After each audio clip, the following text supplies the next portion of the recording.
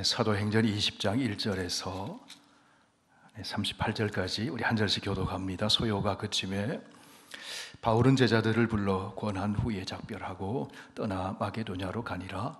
그 지방으로 다녀가며 여러 말로 제자들에게 권하고 헬라에 이르러 거기 석 달 동안 있다가 배 타고 수리아로 가고자 할 그때에 유대인들이 자기를 해하려고 공모함으로 마게도냐를 거쳐 돌아가기로 작정하니, 아시아까지 함께 가는 자는 베레아 사람 부로의 아들 소바더와 데살로니가 사람 아리스다고와 세군도와 더베 사람 가요 및 디모데와 아시아 사람 두기고와 드로비모라, 그들은 먼저 가서 드로아에서 우리를 기다리더라. 우리는 무교절 후에 빌립보에서 배로 떠나 닷새 만에 드로아에 있는 그들에게 가서 이레를 머무니라. 그 주간의 첫날에 우리가 떡을 떼려 하여 모였더니 바울이 이튿날 떠나고자 하여 그들에게 강론할세 말을 밤중까지 계속하며, 우리가 모인 윗다락에 등불을 많이 켰는데 유도고라 하는 청년이 창에 걸터 앉아 있다가 깊이 졸더니 바울이 강론하기를 더 오래 하며 졸음을 이기지 못하여 3층에서 떨어지거늘 일으켜 보니 죽었는지라. 바울이 내려가서 그 위에 엎드려 그 몸을 안고 말하되 떠들지 말라, 생명이 그에게 있다 하고 올라가 떡을 떼어 먹고 오랫동안 곧 날이 새기까지 이야기하고 떠나니라. 사람들이 살아난 청년을 데리고 가서 적지 않게 위로를 받았더라. 우리는 앞서 배를 타고 아소에서 바울을 태우려고 그리로 가니 이는 바울이 걸어서 가고자 하여 그렇게 정하여 준 것이라. 바울이 아소에서 우리를 만나니 우리가 배에 태우고 마둘레네로 가서 거기서 떠나 이튿날 기오 앞에 오고 그 이튿날 사모에 들르고 또 그 다음 날 밀레도에 이르니라. 바울이 아시아에서 지체하지 않기 위하여 에베소를 지나 배 타고 가기로 작정하였으니 이는 될 수 있는 대로 오순절 안에 예루살렘에 이르려고 급히 가미르라. 바울이 밀레도에서 사람을 에베소로 보내어 교회 장로들을 청하니 오매 그들에게 말하되 아시아에서 들어온 첫날부터 지금까지 내가 항상 여러분 가운데서 어떻게 행하였는지를 여러분도 아는 바니 곧 모든 겸손과 눈물이며 유대인의 간교로 말미암아 당한 시험을 참고 주를 섬긴 것과 유익한 것은 무엇이든지 공중 앞에서나 각 집에서나 거리낌 없이 여러분에게 전하여 가르치고 유대인과 헬라인들에게 하나님께 대한 회개와 우리 주 예수 그리스도께 대한 믿음을 증언한 것이라. 보라, 이제 나는 성령에 매여 예루살렘으로 가는데 거기서 무슨 일을 당할는지 알지 못하노라. 오직 성령이 각 성에서 내게 증언하여 결박과 환난이 나를 기다린다 하시나, 내가 달려갈 길과 주 예수께 받은 사명 곧 하나님의 은혜의 복음을 증언하는 일을 마치려 하면은 나의 생명조차 조금도 귀한 것으로 여기지 아니하노라. 보라, 내가 여러분 중에 왕래하며 하나님의 나라를 전파하였으나 이제는 여러분이 다 내 얼굴을 다시 보지 못할 줄 아노라. 그러므로 오늘 여러분에게 증언하거니와 모든 사람의 피에 대하여 내가 깨끗하니 이는 내가 거리지 않고 하나님의 뜻을 다 여러분에게 전하였습니다. 여러분은 자기를 위하여 또는 온 양떼를 위하여 삼가라. 성령이 그들 가운데 여러분을 감독자로 삼고 하나님이 자기 피로 사신 교회를 보살피게 하셨느니라. 내가 떠난 후에 사나운 이리가 여러분에게 들어와서 그 양떼를 아끼지 아니하며 또한 여러분 중에서도 제자들을 끌어 자기를 따르게 하려고 어그러진 말을 하는 사람들이 일어날 줄을 내가 아노라. 그러므로 여러분이 일깨어 내가 3년이나 밤낮 쉬지 않고 눈물로 각 사람을 훈계하던 것을 기억하라. 지금 내가 여러분을 주와 및 그네의 말씀에 부탁하노니 그 말씀이 여러분을 능히 든든히 세우사 거룩하게 하심을 입은 모든 자 가운데 기업 있게 하시리라. 내가 아무의 은이나 금이나 의복을 탐하지 아니하였고 여러분이 아는 바와 같이 이 손으로 나와 내 동행들이 쓰는 것을 중당하여 범사에 여러분에게 모본을 보여준 바와 같이 수고하여 약한 사람들을 돕고 또 주 예수께서 친히 말씀하신 바 주는 것이 받는 것보다 복이 있다 하심을 기억하여야 할지니라. 이 말을 한 후 무릎을 꿇고 그 모든 사람들과 함께 기도하니 다 크게 울며 바울의 목을 안고 입을 맞추고 다시 그 얼굴을 보지 못하리라 한 말로 말미암아 더욱 근심하고 배에까지 그를 전송하니라. 아멘. 살아서 역사하시고 오늘도 이 자리에 함께 하시는 우리 아버지 하나님, 주님께서 이끄셔서 오늘 이 밤에 피곤한 몸이지만 은혜를 사모하여 모이게 해주시니 감사합니다. 말씀을 듣고 찬송을 부르고 기도하는 중에 피로가 다 떠나가고 새 힘을 얻고 성령의 생기를 받아서 또 주님 주신 힘을 가지고 넉넉히 승리하게 될 줄 믿습니다. 사도행전의 말씀 통해 생생한 성령의 역사에 그 현장에 우리가 뛰어들어가서 하나님을 만나고 사도들을 통해 전해지는 복음으로 변화되는 사람들을 만나 우리의 삶도 변화되고 하나님 앞에 아름다운 인생 되도록 인도하여 주시옵소서. 예수님 이름으로 기도하옵나이다.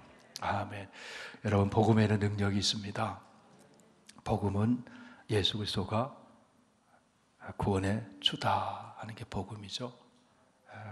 너를 살리기 위해서 나를 죽이는 것. 예수님이 우리를 살리기 위해서 자기를 십자가에 내어주셨습니다. 그게 복음이죠. 복음입니다. 복음은 구원을 가져다 주고 한 개인의 인생을 바꿉니다. 이 복음은 바울의 인생을 바꿨어요. 가치관을 바꾸고 세계관을 바꾸고 성경을 보는 눈을 바꾸고 그 인생의 목적을 바꾸고 바울이 바뀌어졌어요. 예수 그리스도를 만나고 복음을 깨닫고 믿은 후에 바울이 어떻게 바뀌었습니까? 어떻게 바뀌었습니까? 바울은 사람들을 정죄하고 잡아가두고 그 사람이 스데반이 죽는 것이 마땅하다고 가편에 서고 동조하고 그랬던 사람이 바울이잖아요.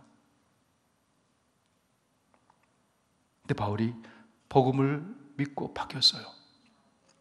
사람을 잡아가두고 사람을 죽이는 일에 앞장서는 것이 아니라 사람을 살리는 일에 앞장서요. 여러분, 성경을 보면 바울은 매를 맞고요, 40에 하나 감한 매를 여러 번 맞았잖아요. 그리고 오늘 본문에도 보니까 그 유대주의자들이, 유대인들이 바울을 잡아 죽이려고 합니다. 그런데 성경을 보면 바울이 주먹을 섰더라, 따귀를 때렸더라, 뭐 그런 얘기 없어요. 그냥 당하는 겁니다. 당하는 겁니다. 과거에 안 그랬거든요. 과거에 안 그랬거든요. 얼마나 이렇게 바뀌었습니까? 복음은 한 사람을 완전히 바꿉니다. 완전히 바꿉니다. 그 생활이 바뀌어집니다. 새 사람이 되고 말씀과 성령의 충만함을 받아서 새 생활을 하게 되고, 그러면 그 사람 주위에는요 새로운 사회가 형성이 됩니다. 새로운 사회. 어떤 사회가 새로운 사회일까요? 복음으로 변화된 사회. 하나님 나라의 특징을 갖게 되죠. 생명의 기운이 돕니다. 생명의 기운이 돌아요. 여러분, 적절한 비유인지 모르겠지만 깡패 주위에는 생명의 기운이 돌까요? 죽음의 기운이 돌까요? 깡패 주위에는 죽음의 기운이 도는 거죠. 복음을 믿고 예수 믿고 하나님의 생명을 받아 살아가는 그런 사람 주위에는 생명의 기운이 도는 겁니다. 사랑의 기운이 도는 겁니다.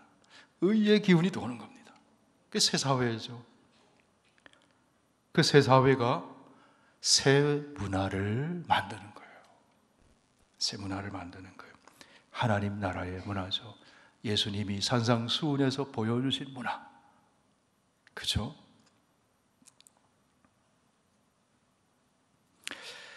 이 문화를 동그라미를 크게 한번 그려보세요.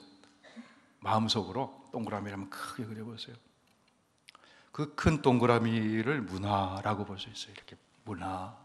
그럼 그 큰 동그라미 안에 그거보다 좀 작은 동그라미를 한번 그려보세요. 그럼 그 문화의 핵심적인 요소를 차지하고 있는 것이 종교입니다.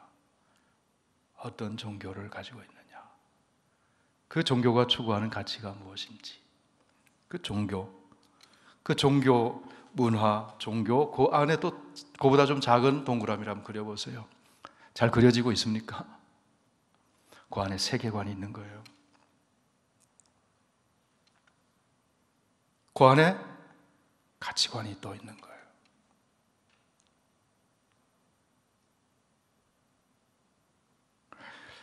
그렇게 바뀌는 거예요. 바뀌는 거예요. 여러분, 우리는 예수 믿고 성도가 되었습니다. 우리 주위에는 생명의 기운이 넘쳐야 됩니다. 어떻게 하면 성령은 생명의 영이잖아요. 성령은 사랑의 영이잖아요. 성령은 의의 영이잖아요. 성령은 평화의 열매를 가져다주는 영이잖아요. 그러니까 성령의 충만함을 받으면요, 생명 살리는 데 관심이 생기는 겁니다.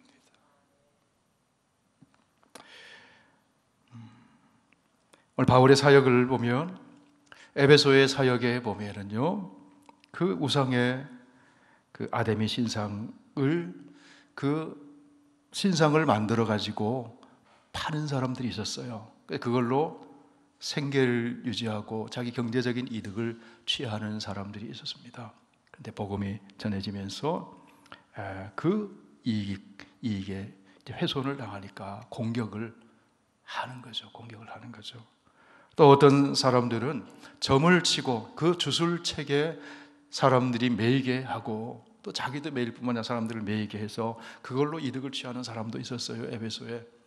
그런데 복음이 들어가고 성령이 역사하니까 은 5만 드라크마나 되는 그것을 오늘날로 환산하면 25억 원쯤 된다 그래요. 불태우는 거예요. 불태우는 거예요. 무엇이 더 귀하기 때문에 그렇습니까? 생명적인 가치가 귀하기 때문에 그런 것이죠. 뭐가 바뀐 거예요? 가치관이 바뀐 거예요. 세계관이 바뀐 거예요. 그러면서 이 사람들이 이제 새로운 문화를 형성해 나가는 것이죠. 오늘 새벽 기도회 때 짧게 제가 좀 나눈 얘기가 있습니다. 시골 어느 교회에 젊은 목사님들이 부임을 했는데, 짧게밖에 못 나눴는데 그 교회에 부임하니까 성도가 8명 있더래요. 8명. 이 도시도 아니고 읍도 아니고 면도 아니고 그 안에 있는 리 단위의 조그만 교회에. 근데 거기 교회가 거의 그냥 무너질 듯 쓰레트 지붕에 있는 교회들합니다. 그래서 목사님이 기도하는 중에 이렇게 자연 경관이 좋고 좋은데 여기 교회를 좀 잘 아름답게 지으면 좋은 수련의 장소도 제공하고 들 수 있겠다. 그래서 기도하는 중에 교회 건축하겠습니다 선포를 했어요. 그랬더니 8명 교인이 2명 남고 6명이 다 떠났답니다. 2명 남은 교인이 90세 넘은 집사님 2명 딱 남았더래요. 90세 넘은. 근데 그분이 젊은 목사님한테 아들보다 더 막내 아들 뻘 되려나요? 그죠? 90세니까 좀 편하게 얘기하는 거죠. 목사님, 니도 떠나쁘라 그러더래요. 경상도. 니도 떠나쁘라. 한 주에 3,000원, 5,000원 이렇게 헌금하는데 무슨 건축을 하겠으며, 목사님 그 말 속에는 목사님이 너무 안쓰러운 거죠. 우리는 목사님 생활비를 줄 수 없습니다. 이 말이 다 들어가 있는 거예요. 그 안에 건축도 할 수 없습니다. 생활비도 줄 수 없습니다. 그게 다 들어있는 거예요. 그 목사님 내외가, 저는 여기에 하나님이 보내셔서 복음 전하러 왔다. 근데 결과적으로 성전 건축을 아름답게 했습니다. 할렐루야. 제가 어떻게 할까요? 기독교 방송에서 이분이 얘기하는 걸 제가 들었어요. 건축을 했어요. 근데 어떻게 했느냐? 기도하는 중에 하나님 말씀이 다 와닿는데 예수님이 이렇게 말씀하셨잖아요. 아버지께서 지금까지 일하시니 나도 일한다. 하나님이 일하시니, 하나님이 일하고 계시니 우리는 우리의 일을 하자. 기도하고 말씀 전하고 내가 할 수 있는 일을 하는 거죠. 그래서 그 사모님과 함께 기도하는 중에 마음에 딱 떠오르기를, 이웃 마을에 딸기 재배 농장이 있는데 그 딸기 재배 농장에서 상품화되고 좋은 거는 상품화되고 나머지 좀 상한 거 이런 것들을 싸게 사가지고 그걸 끓여서 설탕으로 끓여가지고 딸기 잼을 만들어 팝시다 그렇게 한 거예요. 그 목사님하고 사모님하고 두 분이. 근데 딸기 잼을 팔려면 또 뭐가 있어야 돼요? 뭐 병이라도 있어야 되는데 병이 없어가지고 된장통 씻어가지고 거기다가 뭐 해서 어쨌든 한 1000병을 통을 만들었대요. 거기다 스티커를 붙여서 사모님 전화번호를 하고, 그리고 우리 교회 건축 기금 마련하는 겁니다 하고 마을 사람들 아는 사람 찾아다니면서 팔았대요. 이런 딸기 팔아서 건축할 수 있을까요? 오늘 본문의 말씀과도 좀 연계하면 바울이 지금 에베소를 떠나갈 때 많은 사람들, 여러 지역에서 있는 사람들을 만나서 동역자로 함께 일했던 일들을 기록하고 있잖아요. 하나님은 사람을 준비시키시는 하나님이시라는 거예요.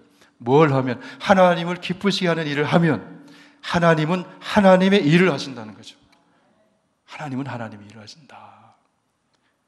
그런데 사람들이 보니까 목사님들이 너무 안타까운 거예요. 목사님 사모님이 딸기잼을 만들어서 파는데 이게 얼마나 될까 해서 그 아는 사람들이 나 몇 봉 달라고 이렇게 해서 팔아주는 거지. 이제 아는 사람 보내는 거죠. 딸기잼 다른 지역에도 보내는 거죠. 그런데 여러분, 생전 알지 못하던 타 지역에 있는 어떤 분이 사모님 전화로 전화를 한 거예요. 저는 제가 누군지 묻지도 마세요. 그러면서 1억 원을 헌금했어요. 돈 아깝지 않은 사람이 어디 있겠어요? 알지 못하는 사람. 그분이 믿음 있는 분이니까. 아, 이분이 하나님을 기쁘시게 하는 일을 하는구나 하고 성령이 감동을 주신 거죠. 그래서 1억 원을 헌금한 거예요. 그래서 예배당을 짓기 시작하고, 그게 다 되는 건 아니지만 어쨌든 그래서 아름답게 예배당을 짓고, 교인이 몇 명 남았다 그랬습니까? 몇 살 이상? 그 교회는 90살 넘지 않으면 교인 될 수가 없어요. 90세 이상 되신 두 분만 남은 건데, 그래서 이랬다는 거, 목사님이. 집사님, 두 가지만 해주십시오. 두 가지만 해주십시오. 뭐라고 얘기했냐면, 김 목사 잘한다 이것만 해달래. 김 목사 잘한다, 잘하고 있다 박수만 쳐달라고. 다시 말하면 딴지 걸지 말고 박수만 쳐달라고. 그래서 되겠습니까? 이런 얘기 하지 말고 잘한다 이것만 해달래요. 그리고 기도만 해주십시오. 그렇게 해주셨대요. 그 지역에 있는 초등학교에 전교생이 30명인데 20명이 이 교회에 교인이 된 거예요. 교회 학교 아이들이. 근데 이 아이들을 노래를 가르치고 합창을 가르치고 찬양팀을 만든 거예요. 그래서 아이들에게 이거 하다 시간 나가겠네. 아이들에게 너희들 열심히 하고 기도하고 열심히 하면 미국도 갈 수 있어. 그 시골에 리단이 조그만데 얘네들이 무슨 미국 가는 꿈을 꾸겠어요. 그렇게 딱 선포를 했더니, 그리고 나서 집에 다 돌아오니까 목사님에게는 하나님보다 무서운 분이 있습니다. 사모님이 집에서 막 야단을 치더라는 거예요. 아니, 아이들, 그 순진한 아이들 이렇게 바람을 집어넣었다가 못 가면 얼마나 실망하겠냐고. 왜 그런 말을 했느냐고. 이미 저질러 놨으니까 기도했습니다. 그 아이들이 미국 갔을까요? 못 갔을까요? 미국 갔어요. 어떻게 갔을까요? 하나님이 역사하시니까 간 거예요. 근데 그런 이야기들을 어떻게 하다가 미국에 있는 아는 지인한테 목사님이 우리 아이들 이렇게 교회 얘기 쭉 하면서 이 아이들 지금 미국을 좀 방문하려고 하는데 기도해달라 그러니까 이분이 어떻게 얘기를 주변에 했는데 그 중에 신문사 기자가 한 명이 그걸 들은 거예요. 그래서 그 기자가 신문에다 그 얘기를 쓴 거예요. 근데 LA에 있는 어느 큰 교회 목사님이 새벽 기도 마치고 그날따라 신문을 봤는데 그게 딱 눈에 들어온 거예요. 감동이 확 온 거예요. 그래가지고 한국에 연락한 거예요. 교인들에게 우리가 한 가정씩 아이들 한 명씩 맡읍시다. 아니면 두 가정이 맡읍시다. 한 가정이 비행기 표 보내주고 홈스테이하고 그렇게 합시다. 교인들이 기뻐하면서 그렇게 한 거예요. 그래서 비행기 표 다 보내주고 아이들하고 목사님 네 분하고 이렇게 여러 명 다 해서 홈스테이 하고 하면서 디즈니랜드도 가고요, 유니버설 스튜디오도 가고요, 교회에서 찬양도 하고요, 다 했다는 거예요. 할렐루야. 그래 동네 어른들 위해서는 1년에 한 번씩 돼지 잡아서 잔치하고 그렇게 했다는 거예요. 네, 갑자기 제가 이 말씀을 나누고 싶어진 거는 무슨 말씀을 드리고 싶은가 하면 하나님은 곳곳에 사람을 준비해 주신다. 하나님을 기쁘시게 하면 내가 능력이 없어도 하나님 기쁘시게 하는 일을 하기 위해서 애쓰면 하나님은 하나님의 일을 해주신다는 거죠. 멀리 떨어진 시골 골짜기에 있는데 멀리 떨어진 LA에서 감동이 생기고 그렇게 해가지고 오게 되고 저 멀리 떨어진 어떤 사람이 1억을 헌금하게 되고 여러분 삶 속에 그런 일이 벌어지길 축원합니다. 우리 교회에 그런 일이 일어나길 축원합니다. 바울이 가는 곳마다 위협하는 사람도 있었지만 하나님이 준비해 놓은 일꾼들이 있었다는 거예요. 사람들이 있었다. 그게 사도행전의 역사죠. 자, 에베소에서 변화의 역사가 일어납니다. 막 주술서를 불태우는 역사가 일어나고 회개하는 역사가 일어나고 대적하는 일도 있었지만 그러나 하나님께서 피할 길을 주시고 동역자를 붙여주시고 함께 그렇게 사역을 해나갔어요. 자, 드로아에 이제 바울이 갔습니다. 자, 오늘 본문의 말씀, 본문을 좀 얘기 나눠야 되겠죠. 자,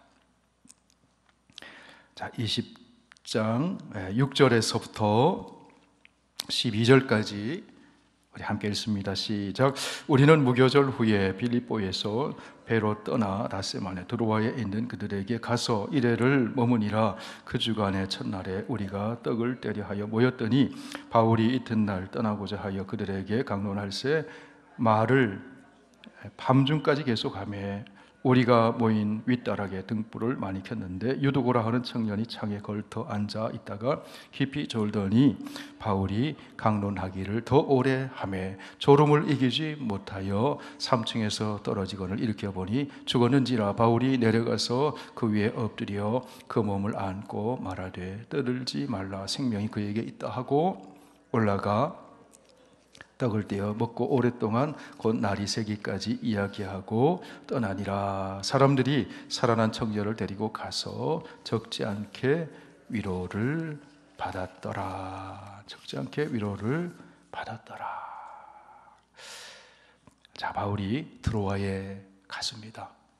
거기서 이제 내일, 자 7절 말씀, 그 주간 첫날, 이 그 주간 첫날은요 바로 안식 후 첫날, 바로 예수님이 부활하신 날, 주의 날이죠. 주의 날.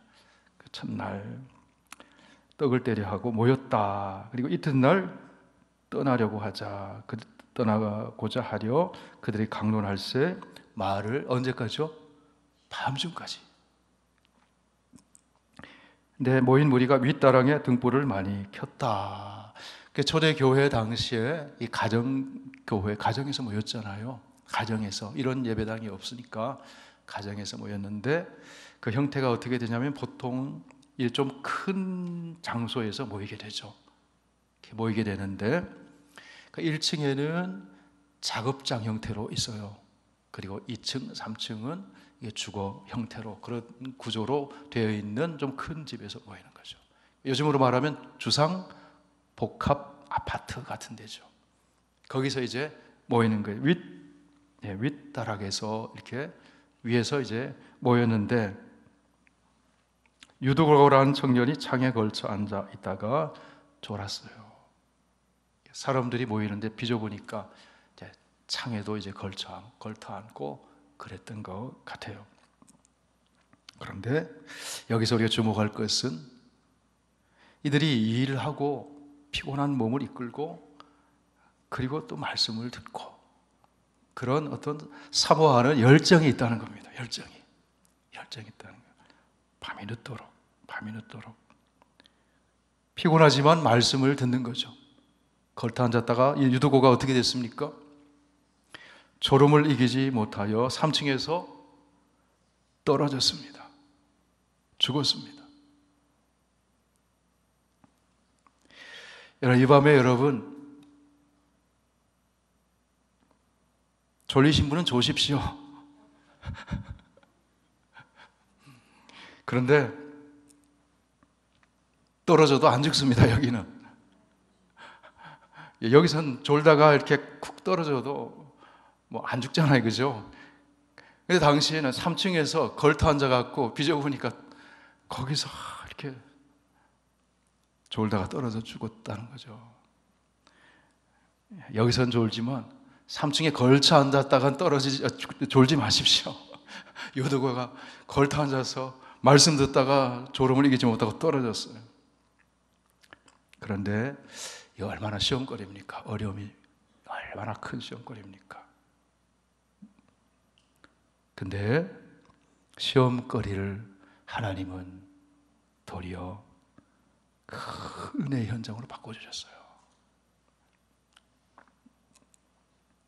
바울이 마치 구약의 엘리야처럼 또 엘리사처럼 수넴 사르밧 과부의 아들을 살리는 것처럼 수넴 여인의 아들을 살린 그 엘리사처럼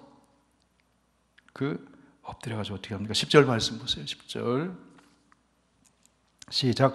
바울이 내려가서 그 위에 엎드려 그 몸을 안고 말하되 떨리지 말라 생명이 그에게 있다 하고 그 몸을 안고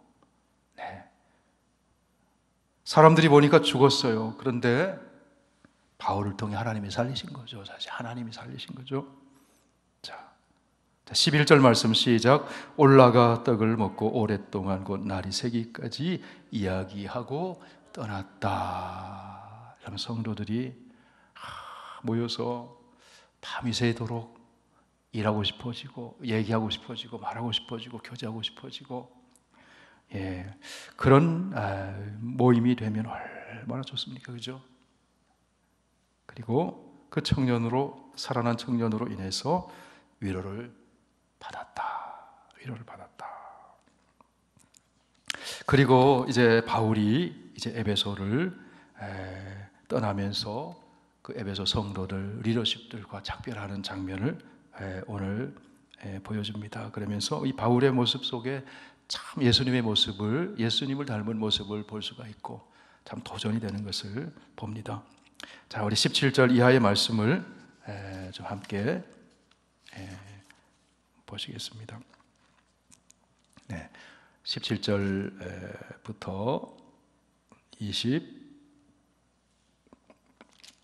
24절까지 우리 함께 읽습니다. 시작. 바울이 밀레도에서 사람을 에베소로 보내어 교회 장로들을 청하니 오매 그들에게 말하되 아시아에 들어온 첫날부터 지금까지 내가 항상 여러분 가운데서 어떻게 행하였는지를 여러분도 아는 바니 곧 모든 겸손과 눈물이며 유대인의 관계로 말미암아 당한 시험을 참고 주를 섬긴 것과 유익한 것은 무엇이든지 공중 앞에서나 각 집에서나 거리낌이 없이 여러분에게 전하여 가르치고 유대인과 헬라인들에게 하나님께 대한 회개와 우리 주 예수 그리스도께 대한 믿음을 증언한 것이라. 보라, 이제 나는 성령에 매여 예루살렘으로 가는데 거기서 무슨 일을 당할는지 알지 못하노라. 오직 성령이 각성해서 내게 증언하여 결박과 환난이 나를 기다린다 하시나 내가 달려갈 길과 주 예수께 받은 사명 곧 하나님의 은혜의 복음을 증언한 일을 마치려 하면은 나의 생명조차 조금도 귀한 것으로 여기지 아니하노라. 네, 사역자로서 또 우리 함께 그리스도의 제자 된 성도로서 이 바울의 얘기 속에 참 도전이 됩니다. 바울이 이렇게 얘기합니다. 모든 겸손과 눈물로 또 유대인의 관계로 말미암아 당한 시험을 참고 주를 섬겼다. 눈물과 겸손, 눈물과 겸손. 어떤 눈물이겠어요? 기도의 눈물이겠죠. 겸손. 저와 여러분에게 이런 눈물과 기도, 겸손이 있기를 축원합니다. 눈물과 겸손. 그럼 하나님이 역사하실 줄 믿습니다. 이것도 기도 제목 삼아야죠. 주님, 눈물이 마르지 않게 하시고 겸손을 잃지 않게 해주시고, 그 다음에 중요한 게 참 중요한 말씀인 것 같아요. 바울이 주는 말씀 중에 유대인의 관계로 말미암아 당한 시험을 참고 주를 섬겼다. 이런 주를 섬기다 보면 좋은 일도 있지만 시험이 있습니다. 시험이 있습니다. 누구에게나 시험이 옵니다. 근데 바울이 이렇게 얘기합니다. 시험을 어떻게 했다고요? 참았다 그랬어요. 시험이 오기 때문에 주를 섬기는 것을 중단했다 그러지 않았어요.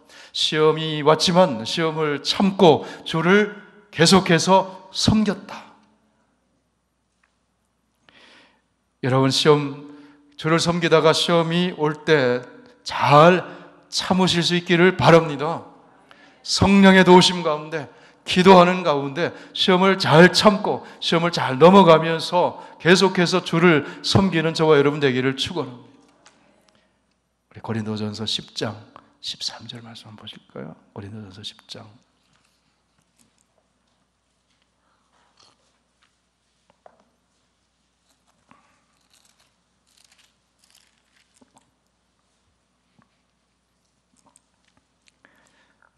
12절 13절 우리 다 함께 읽습니다. 시작. 그런즉 선줄로 생각하는 자는 넘어질까 조심하라. 사람이 감당할 시험 밖에는 너희가 당한 것이 없나니 오직 하나님은 미쁘사 너희가 감당하지 못할 시험 당함을 허락하지 아니하시고 시험 당할 쯤에 또한 피할 길을 내사 너희로 능히 감당하게 하시느니라.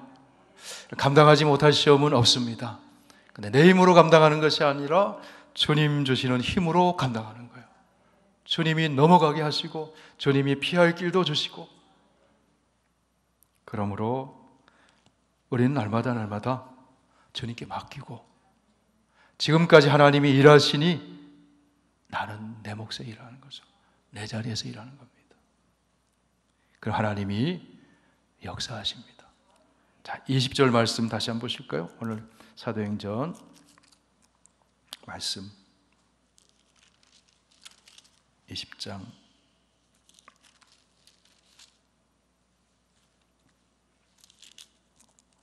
20절 말씀 시작. 유익한 것은 무엇이든지 공중 앞에서나 각 집에서나 거리낌 없이 여러분에게 전하여 가르치고. 이 말씀 우리가 마음에 좀 담았으면 좋겠어요. 무엇을 가르쳤어요? 유익한 것을 전하고 유익한 것을 말하고 유익한 것을 나누고. 여러분, 우리 공동체가 유익한 것을 나누게 되기를 축복합니다. 유익하지 않다고 생각하는 것은 절제하고, 그죠? 참고 유익한 것, 좋은 것, 바울은 그것을 나눴다. 그것을 나눴다. 자, 21절 유대인과 헬라인들에게 하나님에 대한 회개와 우리 주 예수 그리스도에 대한 믿음을 증언했다.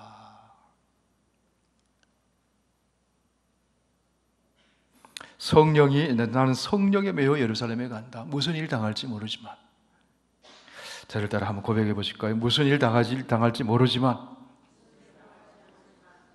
주님께서 함께 하십니다. 할렐루야. 우리는 무슨 일 당할지 모르지만 주님께서 함께 하신다. 주님께서 함께 하신다. 우리 이사야 41장 10절 우리 암송해 보실까요? 시작. 두려워하지 말라. 내가 너와 함께함이라. 놀라지 말라. 나는 내 하나님이 됨이라. 내가 너를 굳세게 하리라. 참으로 너를 도와주리라. 참으로 나의 의로운 오른손으로 너를 붙들리라. 함께 하신다. 함께 하신다. 자, 24절 우리 한 번 더 같이 읽습니다. 시작. 내가 달려갈 길과 주 예수께 받은 사명 곧 하나님의 은혜의 복음을 증언하는 일을 마치려 하면은 나의 생명조차 조금도 귀한 것으로 여기지 아니하노라. 아멘. 이 말씀을 읽으면서 청년 시절이 다 떠올랐어요. 저보다 먼저 신학교 입학한 신대원에 입학한 한 형제가 그 나눔 가운데 이 말씀을 나누더라고요. 20대 청년 때 잘은 이 말씀을 붙들고 있다고. 신학교 들어가면서 주의 종으로 헌신하면서 나는 그러고 있는가? 그때의 그 헌신의 결단과 다짐을 지금도 하고 있는가?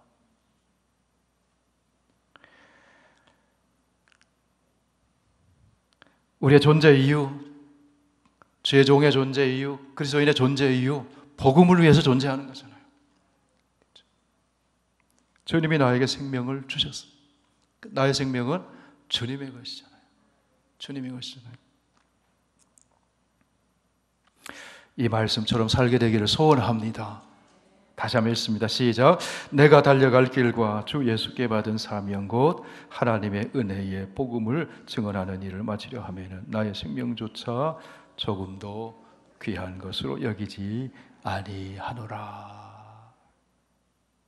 우리의 생명은 주님 안에 있습니다. 주님 안에 있습니다. 그 다음에 에베소 교회의 우리 리더십들과 나누는 대화죠. 자, 27절에서부터 31절까지 같이 읽습니다. 시작. 이는 내가 꺼리지 않고 하나님의 뜻을 다 여러분에게 전하였습니다. 여러분은 자기를 위하여 또는 온 양떼를 위하여 삼가라. 성령이 그들 가운데 여러분을 감독자로 삼고 하나님이 자기 피로 사신 교회를 보살피게 하셨느니라. 내가 떠난 후에 사나운 이리가 여러분에게 들어와서 그 양떼를 아끼지 아니하며 또한 여러분 중에서 제자들을 끌어 자기를 따르게 하려고 어그러진 말을 하는 사람들이 일어날 줄을 내가 아노라. 그러므로 여러분이 일깨어 내가 3년이나 밤낮 쉬지 않고 눈물로 각 사람을 훈계하던 것을 기억해라.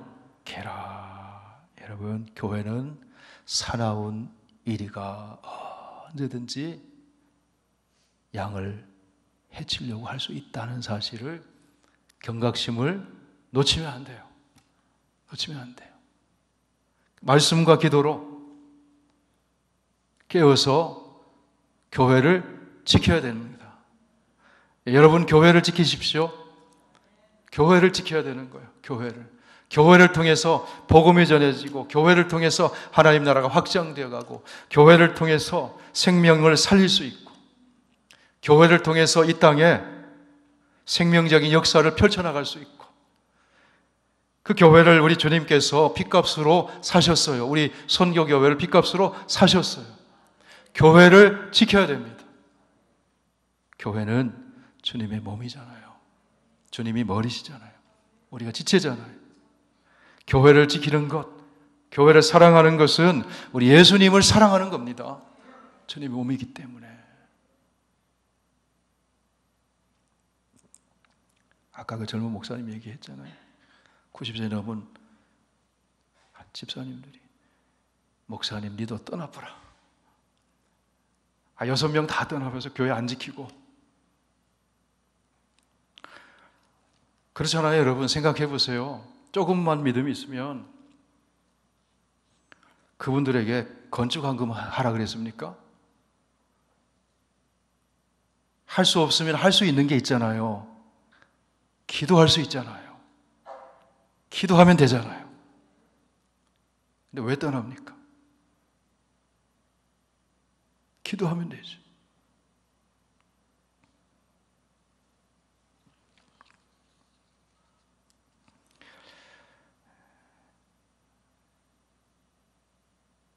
우리 함께 교회를 잘 지키고 세워가는 우리 선교교회 지체들 다 되길 축복합니다.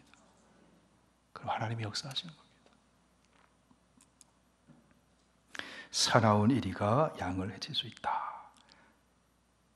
그 다음에 30절 말씀 다시 봅니다. 또한 여러분 중에서도 제자들을 끌어 자기를 따르게 하려고 어그러진 말을 하는 사람들이 일어날 줄을 내가 아노라. 자기를 따르게 하려고. 여러분, 어떤 신앙이 건강한 신앙입니까? 예수님을 따르게 하는 것이 건강한 신앙이잖아요. 자기를 따르게 하려고. 지금 우리 교회는 그런 일 없습니다만은 어느 교회는요, 타 지역에는 어느 교회, 다른 교회도 그런 일이 있어요. 자기를 따르게 하는 사람들이 있어요. 선배 장로가 되면 자기를 따르게 해서 장로가 되게끔 만들어준다고 따르게 하는 사람도 있다니까요. 그런 사람들이 있다니까요. 그런 교회는 건강하지 않잖아요. 그 주의해야 되잖아요.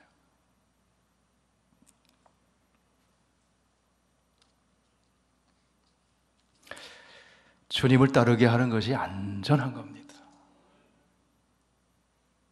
사람 따르게 하고 하는 것은요, 그때는 좋을지 모르지만 나중에는요 서로 배신하더라고요. 서로 배신해요.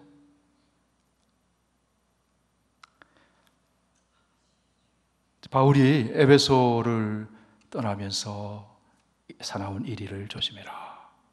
자기를 따르게 하는 사람들을 조심해라. 교회는 언제나 주님 따라가는 겁니다. 말씀 따라가는 겁니다. 기도하면서 따라가는 겁니다. 그럴 때 건강해지는 거예요.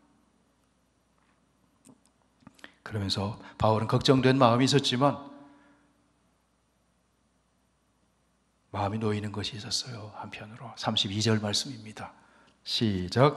지금 내가 여러분을 주와 및 그 은혜의 말씀에 부탁하노니 그 말씀이 여러분을 능히 든든히 세우사 거룩하게 하심을 입은 모든 자 가운데 기업이 있게 하리라 하신지라. 하나님의 말씀에 붙들려 있으면, 말씀을 붙잡으면 말씀이 나를 붙잡아 줍니다. 우리 자녀들이 말씀을 붙잡으면 말씀이 그 인생을 붙잡아 줍니다. 그럼 말씀을 줘야 되는 거예요. 자꾸. 가장 좋은 선물은 말씀인 거예요. 그럼 말씀이 붙잡아 주는 거예요. 말씀이.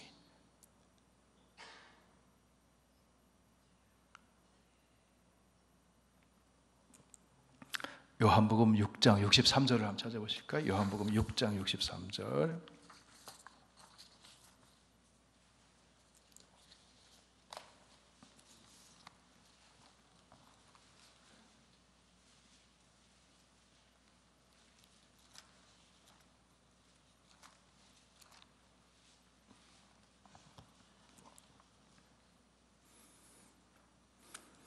요한복음 6장 63절 우리 함께 읽겠습니다. 시작. 살리는 것은 영이니 육은 무익하니라. 내가 너희에게 이런 말은 영이요 생명이니라. 자, 예수님이 제자들에게 하신 말씀이죠. 내가 너희에게 이런 말, 다시 다른 말로 하면 말씀이라는 말씀. 말씀이 뭐라고요? 영이요 생명이다. 말씀이 영이라고 말씀하세요. 여러분, 성령 충만이 뭘까요? 말씀이 영이라고 하시잖아요. 성령 충만은 말씀 충만이에요. 그래서 에베소서 5장 18절과 골로새서 3장 16절 성령 충만의 결과와 말씀 충만의 결과가 같이 나타나요. 말씀 충만이 성령 충만이거든요. 한번 찾아보실까요? 에베소서 5장 18절.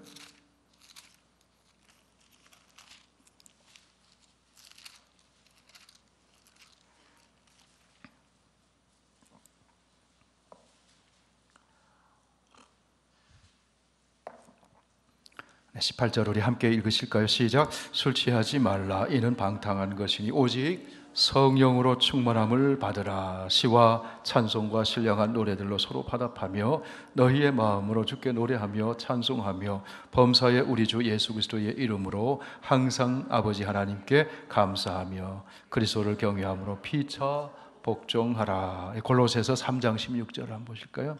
에베소, 빌립보, 골로새 넘어가서요.